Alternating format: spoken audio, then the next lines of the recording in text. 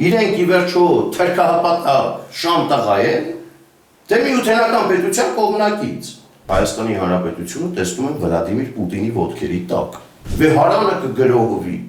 իրոք, ինչպես է վերաբերվում Հայաստանի Հանրապետության միութենական պետության մաս դառնալու Գյումրվա Վարդանիկի առաջարկին։ Իրենք ի վերջո թերքահապատակ շամ տղա են,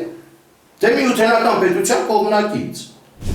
Ողջույն Արբլուրի հարգելի հետևորդներ, այսօր մեր տաղավարում հյուրընկալել ենք Վաղաշապատում թիմ ընտրություններում Հանրապետություն կուսակցության ցուցակը գլխավորող Հարություն Մկրտչյանին։ Պարոն Մկրտչյան, ողջունում ենք ձեզ մեր տաղավարում, շնորհակալ ենք, որ ընդունել եք մեր հրավերը։ Ես եմ շնորհակալ։ Պարոն Մկրտչյան, Վաղաշապատի ընտրությունները կարծես թե դառնալու են ձեր բեմելը դեպի քաղաքականություն, որովհետև դուք գլխավորում եք կուսակցությունը, որպես քաղաքական դեմք հայտնվելու եք հենց թիմ ընտրությունների միջոցով։ Պարոն Մկրտչյան, երկար տևական ժամանակ է Վաղաշապատ համայնքում գլխավորում են ընտանիքներ, առանձին քաղաքական խմբեր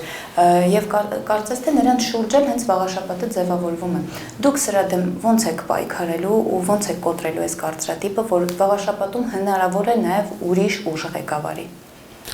Շնորհակալ եմ հնարավորության համար։ Դուք ինքներդ շատ ճիշտ նշեցիք, որ տարիներ շարունակ Վաղաշապատը աչքի է ընկել ընտանեկան կառավարման հակումներ ունեցող ղեկավարներով, ինչպես է մեզ ամեն ինչի դեմն առնելու շատ պարզ քաղաքագիտական մեթոդներով։ Ժողովուրդ ջան, ի վերջո եկեք ընդունենք ու հասկանանք, որ տեղական ինքնակառավարման մարմինների ընտրությունները հատկապես կուսակցական քվոտայով, երբ որ օրենքն ընդունվեց եւ ամբողջությամբ կուսակցական քվոտայով մարդիկ սկսեցին մասնակցել, մի նպատակ է հետապնդել՝ մաքսիմալ քաղաքականացնել թիմ ընտրությունները։ Հիմա դուք ասացեք ինձ խնդրում եմ, ովքեր են այնտեղ քաղաքական եւ ինչա տեղավորվում այդ քաղաքականի տակ։ Օրինակ, ինչպես է վերաբերվում Հայաստանի Հանրապետության միութենական պետության մաս դառնալու Գյումրվա Վարդանիկի առաջարկին։ Դուք ինչպես եք դրան վերաբերվում։ Շատ դեմ, կատեգորիկ դեմ։ Վարդանիկներն ու վարդանիկանամանները կարծում եմ ուժային կառույցների եւ հատուկ ծառայությունների Հայաստանի Հանրապետության շատ ուղիղ նշանառության տակ վաղուց պիտի հայտնված լինեին։ Ես համոզված անկախական եմ ինձ համարում եւ այն ստահակը Հայաստանի Հանրապետության ներսում ով կփորձի Հայաստանի Հանրապետության ինքնիշխանությունը, անկախությունը, սուվերենությունը սակարկման առարկա դարձնի, ես հռչակում եմ իմ անձնական թշնամին։ Այստեղ խոսք չկա։ Ես զարմանում եմ անգամ երբեմն թե ինչպես կարող է խոսք գնալ անկախության մասին, ինչպես կարելի է անկախությունը առհասարակ սակարկման առարկա դարձնել, ինչպես կարելի է անկախությունը որևէ պարագայում, չգիտեմ, ինչ-որ շոշափելի կամ աներևույթ որևէ բանի հետ փոփոխման ենթարկել։ Սա ինձ համար սկզբունքային հարց է եւ իզուր չի, որ մեր թիմը սահմանել է այս փուլից սկսած, որ չի պատրաստվում եւ չի տեսնում համագործակցություն այն ուժերի հետ, ովքեր Հայաստանի Հանրապետության ապագան տեսնում են Վլադիմիր Պուտինի հետ եւ Հայաստանի Հանրապետությունը տեսնում են Վլադիմիր Պուտինի ոտքերի տակ։ Սա բացառվում է։ Պարոն Մկրտչյան, խոսում ենք թիմ ընտրությունների մասին, հիմա ակտիվ փուլ է սկսվում, սպասում են խորհրդարանական ընտրություններ նաև։ Երկու սակարկելի փաստ է անդադար իշխանությունը բերում, որ Գյումրի 2 չի լինելու, Փարաքար 2 չի լինելու։ Հիմա որը չի լինելու։ Իշխանությունը չի բերում, դա մեր թեզն է, ներողություն։ Իշխանությունը մի վերաբերում, դա մեր թեզն է, ինքս չեմ հանդիսանում որևէ կուսակցության անդամ, ընտրել եմ Հանրապետություն կուսակցությունը իբրև համոզված անկախականների կուսակցություն եւ այո, այս թիմով գնում ենք Գյումրի 2 թույլ չտալու։ Փարաքար 2-ի մասին խոսելուց մարդիկ ովքեր օգտագործում են Փարաքար 2 բառակապակցությունը, ես հորդորում եմ իրենց բարեկամաբար սա զգուշորեն այդ արտահայտությունը օգտագործել, որովհետեւ Փարաքար 2-ի տակ կարելի է դիտարկել օրինակ լուսահոգի Վոլոդյա Գրիգորյանի սպանությունը, կարելի է դիտարկել այդ համայնքի պառակտվածությունը եւ կարելի է դիտարկել ուղղակի ընտրություններում իշխող քաղաքական ուժի պարտությունը։ Այնպես որ Փարաքար 2-ի հետ համեմատականները խնդրում եմ թող զգուշ տանեն տանողները։ Իսկ ինչ վերաբերում է Գյումրի 2-ին, իհարկե միութենական պետության կողմնակից որևէ ուժի հետ համագործակցությունը բացառվում է։ Գիտեք, Վարդանիկի հարցին Էջմիածնում էլ պիտի պատասխանեն։ Իրենք ի վերջո թրքահապատակ շամ տղա են, թե միութենական պետության կողմնակից։ Այս հարցը կարևորագույն հարցերից մեկն է լինելու վաղաշաբաթի ընտրություններում։ Պարոնայք եւ տիկնայք, դուք թրքահապատակ շամ տղա եք ըստ Վարդանիկի, թե միութենական պետության կողմնակից։ Ասեք, անցնենք առաջ։ Դուք Կիրիենկոին ճանաչում եք։ Դուք գիտեք, որ ձեզ Կիրիենկոն ա կուրացիանում կամ ձեր քաղաքական հայրիկներին Կիրիենկոն ա կուրացիանում, թե չգիտեք, թե խնդիր ա ձեր առաջ դրված քաղաք առ քաղաք, գյուղ առ գյուղ Հայաստանի Հանրապետությունը գուբերնացնելու, օրինակ վաղաշաբաթը Մանգադանի վերածելու։ Դրան դեռ կանրադառնանք, պարոն Մկրտչյան, ռուսամետությանը եւ միութենական հանրապետության հետ կապված։ Եկեք մի հատ հասկանանք, դուք ինչ հետագա պլաններ ունեք կապված այս թիմ ընտրությունների հետ։ Օրինակ, տեսեք, երբ որ ընդդիմության որևէ ներկայացուցիչ ընտրվում է համայնքապետ, իշխանությունը փորձում է ամեն կերպ ճնշել, օրինակ մի դեպքում կալանավորել, մյուս դեպքում այն ճնշումներ, քրեական գործեր։ Ընդդիմադիր այդ գործիչները սուրբ են, ոտքերն ամպոտ է, հրեշտակի թևեր կա իրաց վրա աճա։ Ես չունեմ նման վտավախություն, ասեմ ավելին, ես չեմ ստացել նմանատիպ ազդակներ, որ ճնշումների կենթարկվեմ կամ ենթարկվելու ճանապարհին եմ։ Ընդհակառակը ես ընտրվելու պարագայում հանուն վաղաշաբաթ խոշորացված համայնքի զարգացման ընդհուպ չեմ բացառում եւ նորմալ եմ համարում կենտրոնական իշխանության հետ ուղիղ համագործակցության արդյունքում վաղաշաբաթի խնդիրների լուծմանը հասնել։ Այսինքն, եթե գա մի փուլ, դուք պատրաստ կլինեք քաղաքացիական պայմանագիր կուսակցության կոալիցիա կազմել։ Գա մի փուլ, ես պատրաստ կլինեմ Հայաստանի Հանրապետության կառավարության հետ շատ ուղիղ եւ սերտ աշխատել հանուն վաղաշաբաթ խոշորացված համայնքի։ Ինչ վերաբերում է քաղաքացիական պայմանագրի հետ կոալիցիա կազմելուն, դե գիտեք, եկեք մի քիչ լուրջ մոտենանք այս ամեն ինչին։ Ընտրությունները դեռ չի եղել, արդյունքները չգիտենք։ Դրա մասին խոսենք արդյունքներից հետո։ Չեմ համագործակցի վերևն աստված ներքևը Վլադիմիր Պուտին սկզբունքով առաջնորդվող ուժերի հետ։ Սա հստակ է։ Սա կարող է Ռոբերտ Քոչարյանի, Սերժ Սարգսյանի, Վարդանիկների, Կիրիենկոների հետ կապ ունեցող որևէ ուժի հետ համագործակցությունը այս փուլից ասում եմ բացառվում է։ Հիմա քաղաքացիական պայմանագիրը կպարզվի, որ համագործակցում է Կիրիենկոյի հետ, եթե այդպիսի բան պարզվի, եթե դուք իբրև լրատվամիջոց այդպիսի նյութ տարածեք, այդպիսի տեղեկություն հայտնվի լրատվամիջոցներում եւ դա հաստատվի։ Միանշանակ այո, քաղաքացիական պայմանագրի հետ էլ չեմ կապի կոալիցիա եւ չենք քաղաքը միասնական կառավարի։ Բայց այս փուլում կարծում եմ ի վերջո լուրջ մարդիկ են եւ վաղ է խոսել արդյունքներից, վաղ է խոսել կոալիցիաներից։ Ես գնում եմ 50+1 վերցնելու։ Ես ներկայանում եմ այլընտրանքային։ Ես խոսել եմ այդ քաղաքում, քաղաքի խնդիրներից 7 տարի շարունակ եւ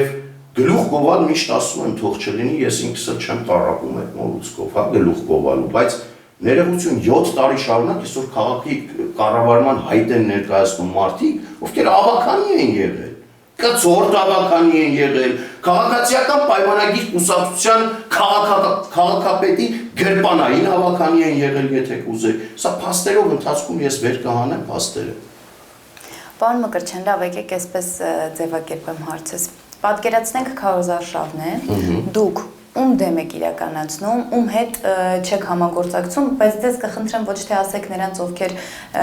վերևն աստված ներքևը Պուտին սկզբունքով են առաջնորդվում քաղաքականության մեջ, այլ կոնկրետ անուններ տաք, որ ուժերին, որ կուսակցությանը կամ անհատին թեկոզ։ Ում եք ձեզ առհասարակ հակառակորդ համարում։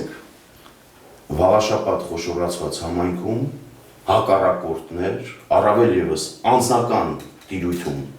անձնական դաշտում հակառակորդներ չունեն։ Ասեմ ավելին, վաղաշաբաթ խոշորացված համայնքում թեկնածուներին այնպես չի, որ ես դիտարկում եմ քաղաքական թեկնածուներ եւ այս քաղաքական իմ կողմից հնչեցված հարցերի պատասխանողներ։ Բայց ես քաջ գիտակցում եմ, որ օրինակ Ռոբերտ Քոչարյանի թեկնածուն է, որ Ռոբերտ Քոչարյանը Հայաստանի Հանրապետության անկախությունը մի քանի դրվագով դրել է կասկածի տակ եւ սակարկման առարկա է դարձրել։ Սկսենք Սադարակի պալատի տակ հայտնի Հեյդարի հետ հանդիպումից, երբ որ Մեղրին խուրդա էր դարձնում, կարող ենք ավարտել իր կառավարման փայլուն եւ չգիտեմ ինչպես են հիմա ասում, փառապանց տարիներով։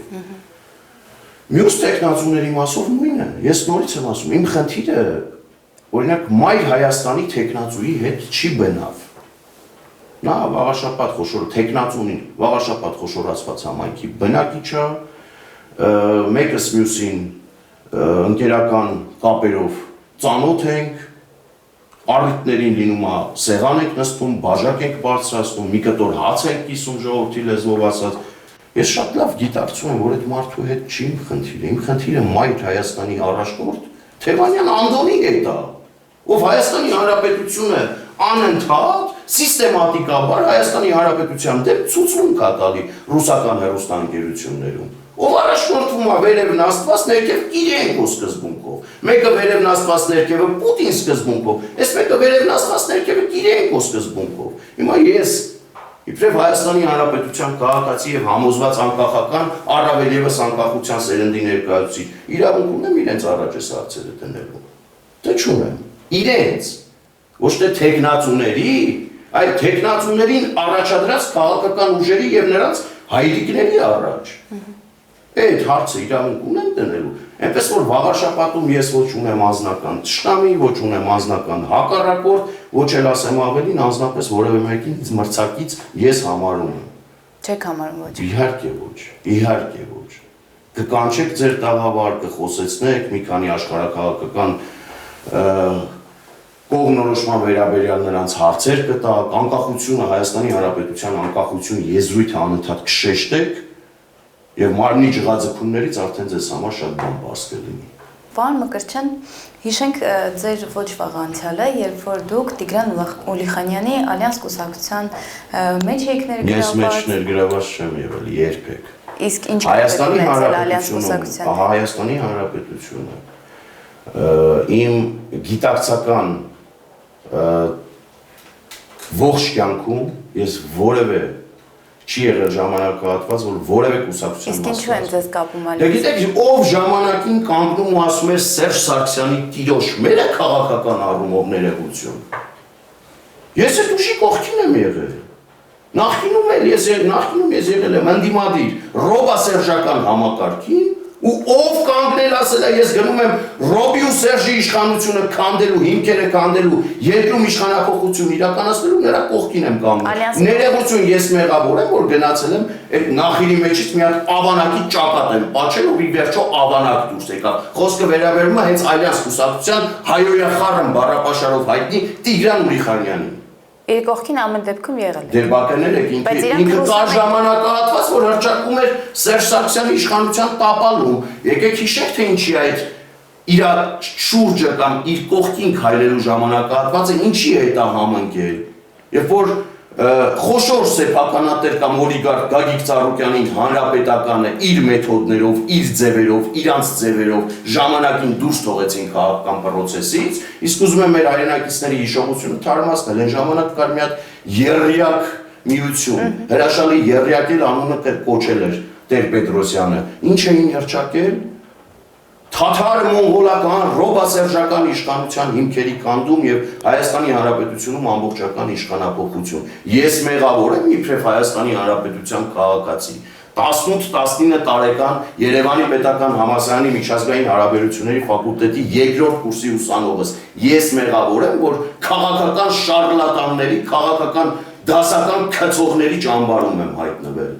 ովքեր ինձ խաբել են ինչպես մյուս Հայաստանի Հանրապետության քաղաքացիներին, որ իրենք պայքարում են թաթար-մոնղոլական այդ համակարգի դեմ։ Այսօր տեսնում ենք, չէ, թաթար-մոնղոլական համակարգ կոչող Տեր-Պետրոսյանը որ ճամբարում է։ Պարոն Մկրտչյան, ամեն դեպքում, երբ որ շփվեցիք, սկսեցիք չասեմ մտեք Տիգրան Ուլիխանյանի իր թիմի հետ։ Տիգրան Ուլիխանյանին իմ կյանքում 3-ից 4 անգամ եմ հանդիպել։ Տիգրան Ուլիխանյանի հարցազրույցներն եմ լսել, ազգային ժողովի բոցաշունչ մատնոց վրցնողի հոգեբանության մեջ տեղավորվող ելույթներն եմ լսել, որ մեր հայրենակիցներին մոլորեցրել է եւ այո, խափնվել եմ ինչի համար, ներողություն եմ խնդրում մեր հայրենակիցներից։ Եթե ձեզ թվում է, որ ռոբասերժական կառավարման տարիներին Տիգրան Ուրիխանյանների պակաս է եղել քաղաքական դաշտում, դուք սխալվում եք։ Եթե ձեզ թվում է իրանց չի հաջողվել մեր հայրենակիցներին մոլորեցնել, այստեղ էլ եք դուք սխալվում։ Այո, սիրելի հայրենակիցներ, ես էլ մեկն եմ ձեզանից, ով խափնվել է Տիգրան Ուրիխանյանի գեղեցիկ խոսքերին, որ ինքը գնում է Սերժիկ Սարգսյանին իշխանազրկելու։ Նայեք, իրանք շատ թունդ ռուսամետ էին։ Դուք այդ ժամանակ Իսկ ով ասաց, որ իրենք թունդ ռուսամետ էին։ Իրենց գործողությունները Իսկ ներողություն, հիմա դուք հետին post factum բերել եք 2000 օրինակ 17, 16, 15 թվականի Հայաստանի Հանրապետությունը համեմատում եք այլևս գոյություն չունեցող երրորդ հանրապետության հետ։ Մեր երրորդ հանրապետությունը գոյություն։ Ներողություն, երրորդ հանրապետությունը գոյություն ունի։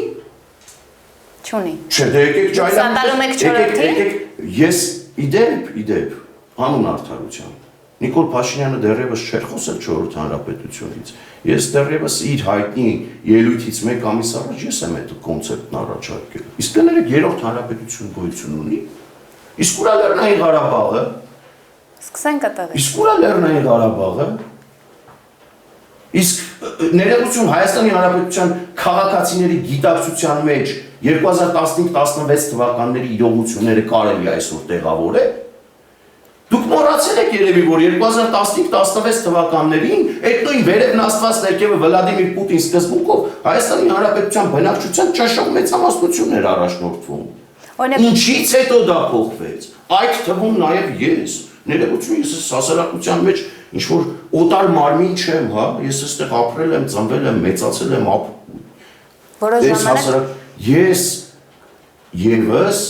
ինչ-որ առումով, ինչ-որտեղ իմ մասով եղել եմ, այո, ոչ մի թիզական եւ ինչ-որ առումով, ինչ-որ միտեղ իմ մասով եղել եմ գուցե պրոռուսական, որովհետեւ Սերժ Սարգսյան, Ռոբերտ Քոչարյան զույգը 30 տարի շարունակ ոչինչ չանելով բանակի համար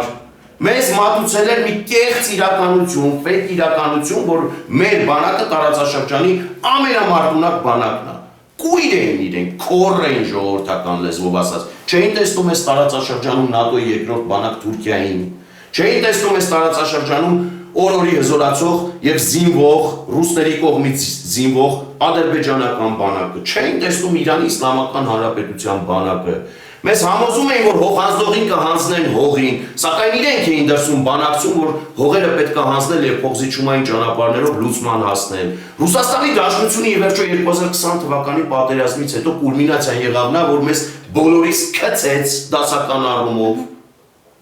Պարոն Մկրտչյան, Լեռնային Ղարաբաղը հայաթափեց, ու դուք մտածում եք, որ Տիգրան Ուրիխանյանը ժամանակին եղել է ռուսամետ, ես էլ ժամանակին երկրորդ կուրսի ուսանող լինելով խափնվել եմ նրա Սերժիկ Սարգսյանի դեմ վարվող արշավանքին, որ Սերժ Սարգսյանին իշխանազրկեմ, գնացել կանգնել եմ կողքը, դուք հիմա ինձ վատ դրության մեջ կդնեք, դուք այդպես եք մտածում։ Ես չեմ մտածում վատ դրության մեջ դնել, դուք մտածում եք, որ Հայաստանի Հանրապետության քաղաքացիների հիշողությունը այդքան կարճ է։ Դե թարմացնում ենք հիշողությունը, պարոն Մկրտչյան։ Թարմացնենք։ Եկեք թարմացնենք, ինչպես ստացվեց, որ ռուսամետ չեք։ Ինչից հիասթափվեցիք այդ երբ Դե ես ասում եմ, երբ որ 2020 թվականի նոյեմբերի 9-ին հաստատուղթը, հայտարարության տեքստը հրապարակվեց, ի տարբերություն ոմանց, ես այդ փաստաթղթի 9-րդ կետը մշտապես թիրախավորել եմ եւ Հայաստանի Հանրապետության տակ, Հայաստանի Հանրապետության անկախության ինքնիշխանության տակ դրված ական եմ որակել, ի տարբերություն ոմանց։ Ամեն ինչ սկսվեց 2020 թվականի 44 օրյա պատերազմից եւ դրանից հետո գործողություններից հետո։ Դրանից հետո դե կներեք, ես երբեք ինչա մետ ռուսամետ, հատկապես առավել եւս ռուսամետ չեմ եղել։ Ցիտեք, որ ցիտում եք Տիգրան Ուրիխանյանին, գնացել եք հեռավոր 2015, հեռավոր 2016 թվականներ, մոռացել եք Սերժ Սարգսյանի դեմ վարած պայքարները, արշավները, բողոքի ցույցերը, որ ոչ մի բողոքի ցույց ես բաց չեմ թողել, այդ թվում նաև Տեր-Պետրոսյանի կողմից կազմակերպված ցույցերը, Դե որ այդքան հետ եք գնացել, ասեք ինչ իրավիճակ ունենք։ Ռուսաստանն ո՞ր էր մեր համար։ Ռուսաստանի դերը ո՞րն էր մեր կյանքում։ Ո՞րն է։ Դրանից հետո օրինակ Սերժիկ Սարգսյանը, երբ որ 2016 թվականին քարորյա պատերազմի դնչին ստացավ, դա ինչ էր։ 44 օրյան մեր իշխանությունների դնչին ստանալ չէր։ Իհարկե ստանալ էր, հավաքական առումով մեր դնչին ստանալ էր։ Նայել էր մեր դնչին ստանալ։ Բա այս պատերազմում խնդիրներ չենք ունեցել իշխանության շրջանակում։ Անդադար ասում եք Սերժը, բայց եկեք գանք ներկա էլի։ Պարտից օգտվելով ասեմ, դիմեք օրվա իշխանություններին, այդ թվում վարչապետ Փաշինյանին, որ ազգային ժողովի քննիչ հանձնաժողովի կողմից այդ ձևավորված ստացված զեկույցը ի վերջո հանրայնացվի։ Ես դեմ եմ այդ զեկույցի դարակներում փակելուն, որը արդեն իսկ փաստա կարծես թե եւ դիմեք թող բացվի։ Իսկ ով ասաց որ խնդիրներ չեն։ Դուք հույս ունեք այդ զեկույցի։ Իսկ ով ասաց կներեք, ներողություն եմ ասում, ներողություն եմ խնդրում, երբ որ գնդապետի աստղերը կոնկրետ թվով վաճառվել է, քեշով վաճառվել է։ Դուք ո՞նց եք պատկերացնում այդ բանակը խնդիր չեր ունենալու։ Երբ որ փողով բանակի զինվորները համատարած ազատվել են, այդ բանակը խնդիր չեր ունենալու։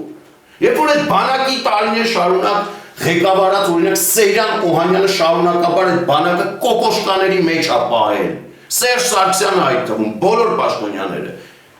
հաղթանակից 94 թվականի հաղթանակից հետո բոլոր պաշտոնյաները այդ սահմանի զինվորին մենակ են թողել դեմ դիմաց թշնամու հետ։ Բանակը հրճակել է սրբության սրբոց, դարքնոց, ով ուզեցել է բանակում մի հատ մոնիտորինգ իրականացնել, ասել են դու ես բանակը մեր սրբությունն է, դու չեք հասկանում, ինչ եք անում։ Վերջում տեսանք, չէ՞։ Զինվորը կանսերվի կոկոշկի հետ մենակ սահմանին կանգնած էր, հակաօդային պաշտպանության հայ-ռուսական միասնական համակարգը ծակեր ու չէր գործում ընդհուպ միջև թշնամու դրոնները հասնում էին Աբովյանի մարտույցներին։ Ու այդ հարցերի հասցեատերը դուք լուրջ մտածում եք, որ ես եմ, այդ հարցերի առաջին հասցեատերը Լևոն Տեր-Պետրոսյանն է, որ ժամանակին չունեցավ համարձակություն ու չգնաց փոխզիջումային ճանապարհով լուծման։ Հաջորդը Ռոբերտ Քոչարյանն է, որ Լեռնային Ղարաբաղը դուրս թողեց բանակցային գործընթացից ու միակ տղամարդու կոստյումով միակ տղամարդ էր ձևանում ու խնդիրներ էր իբրև թե լուծում։ Մյուսը Սերժ Սարգսյանն է, որ 2016 թվականի քարորյան հետաձգեց գցելով գրպանը Նիկոլ Փաշինյանի 44 օրյան։ Եվ իհարկե վերջում որ գաք հասնենք Նիկոլ Փաշինյանին, կպարզենք մեղավոր է, ինչքանով է մեղավոր չի։ Օրինակ ներողություն էլի թեմայից շատ շեղվեցինք, բայց այս դեպքում էլ էլի մի քիչ շեղվենք։ Օրինակ մեղավոր չի այն դեպքում Նիկոլ Փաշինյանը, որ կանգնեց պատերազմի վերջում ազգային ժողովի ամբիոնից հայտարարեց, որ կարող չլիներ այդ 5000 Նիկոլ Փաշինյանը, այդ հողերը այնուամենայնիվ տայինք։ Ես Նիկոլ Փաշինյանի կուսակցությունից չեմ։ Նիկոլ Փաշինյանի ընտանիքի անդամն չեմ։ Հատուկ ընդգծեմ, բայց անուն արդարության։ Եկեք էլի Ջալյանի քաղաքականությանը շտրվենք, հանուն արդարության, սեպտեմբեր 27-ին, երբ որ պատերազմը չոքել էր մեր դուռը, երբ որ Ջաբրայիլը այլևս կարելի ասել չկար կամ կիսով չափ չկար, ունեինք շատ զոհեր, ընդհուպ գերիներ, ու իրավիճակը վերահսկողությունից դուրս էր գալիս, թշնամին ճեղքել էր պաշտպանական գիծը։ Նիկոլ Փաշինյան ազգային ժողովում հրավիրված ազգային ժողովի լսումների ժամանակ բոլոր խմբակցությունների առաջ հստակ ասել է կա պատերազմը կանգնացնելու ճանապարհ ու գին։ Ինչ ասել դեղատնային կլասիկ գործիչ օրինակ այդ ժամանակ։ Միայն առաջ,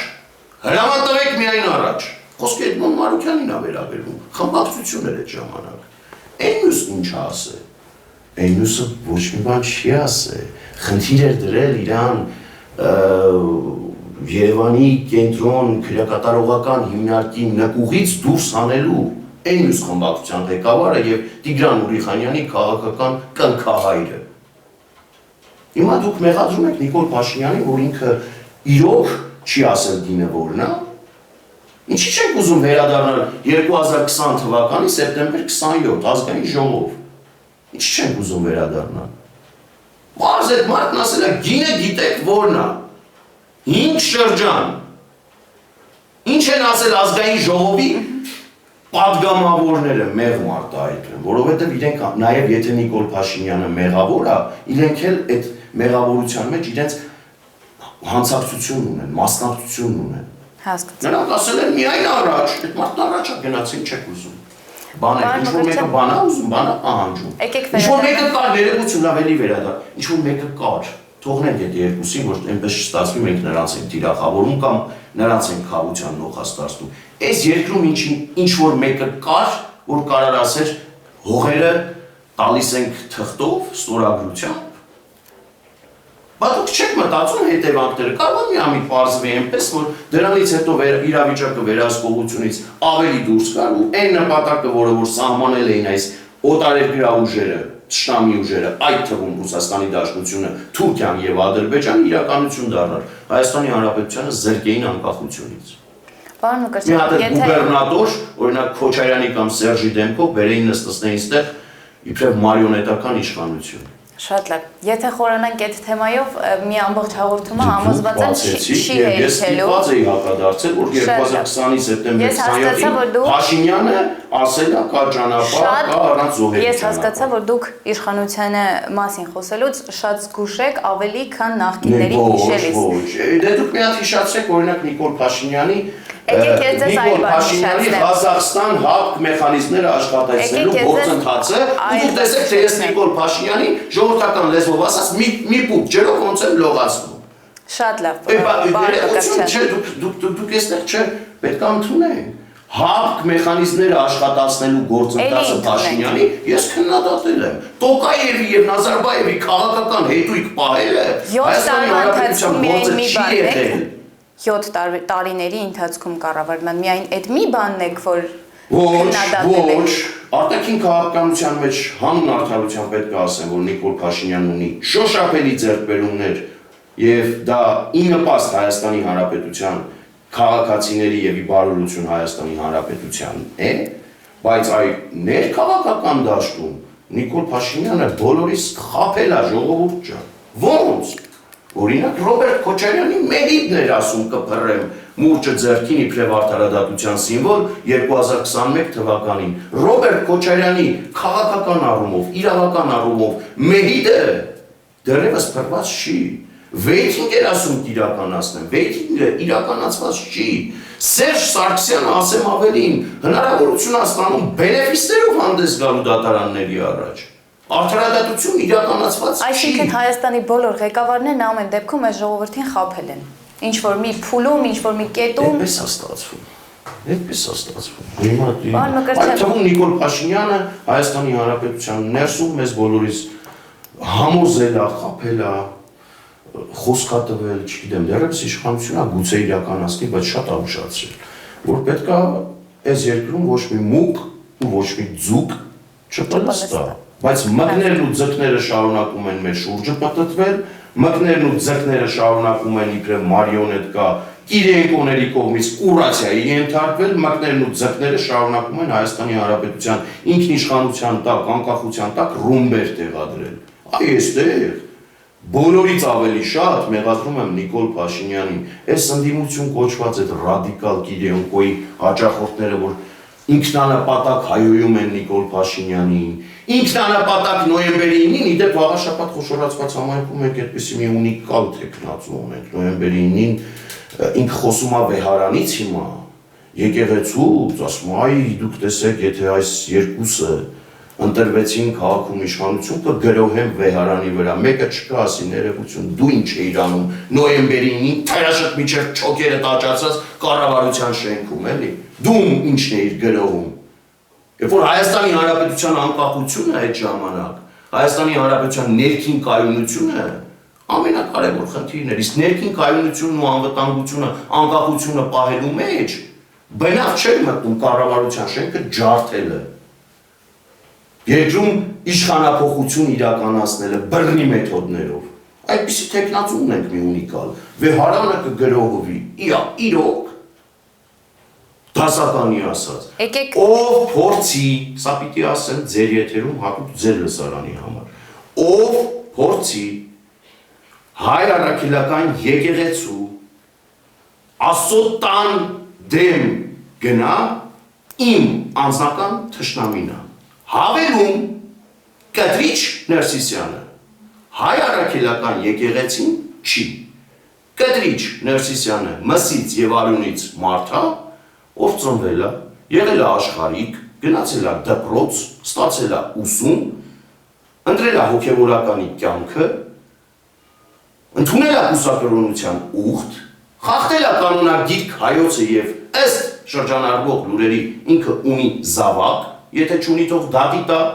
ու ինքը պետք է հեռանա հանուն հայ առաքելական եկեղեցու եւ մայրաթոր Սուրբ Էջմիածին։ Դուք նախապես իմ հնչեցվող հարցին եկաք ու հասաք տեղ, ինչպես հասկացա, դուք հասկացաք ես ինչ հարց եմ ուզում տալ։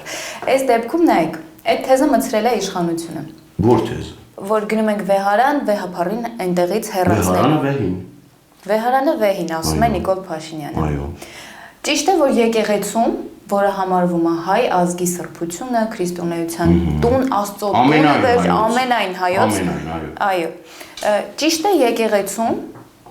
սրբավայրում անել նման գործողություն միայն այն բանի համար, որ վեհափառ հայրապետին չեն ընդունում իշխանությունները, որովհետև մինչ այս ինչ գործողություն Վեհարանը ազատելու, ճիշտ է, որ Վեհարանը ազատվի։ Վեհարանը ինչպես ազատելու։ Օրինակ ճիշտ է այն գործողությունները, որ ազգային անվտանգության ծառայության աշխատակիցները մտան Վեհարան, մտան Սուրբ Ազգային անվտանգության ծառայության առաջ Հայաստանի Հանրապետությունում փակ դռներ չկա, սա թող բոլոր Վեհարանը եւս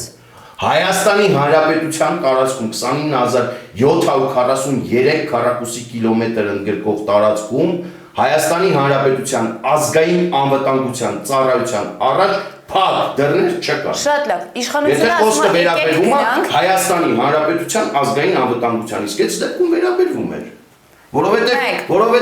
Որովհետև քաղաքացի Գևորգ Աճապահյանը մի քանի անգամ խոսել է, որ ինքը կոչ էր անում նախկին նախագահներին կամ կոչ է արել նախկին նախագահներին զինված հեղաշրջում իրականացնելու այս երկրում իշխանություն փոխել։ Իսկ եթե այս երկրում մի Նայիրի Հունանյանի նման մի դուրսպրծուկ լուրջ ընդուներ քաղաքացի Գևորգ Աճապահյանի այդ կոչը, իսկ եթե լուրջ ընդուներ որևէ մեկը, մի Նայիրի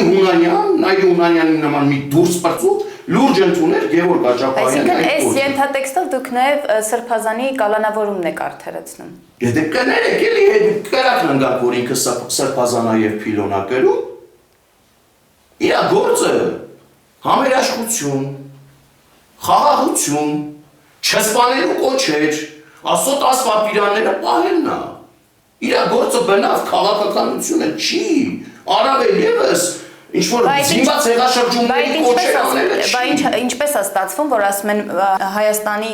անկախությունը միշտ պահել է եկեղեցին ու եկեղեցու շուրջ են պատմական փաստեր եմ ձեզ ասում, եկեղեցու շուրջ են հավաքվել ամբողջ հայությունը։ Դուք մոռացել եք երևի, որ Հայաստանի Հանրապետությունը դարեր շարունակ անկախություն չի ունեցել եւ եկեղեցին, այսինքն եկեղեցին անկախությունը պահել։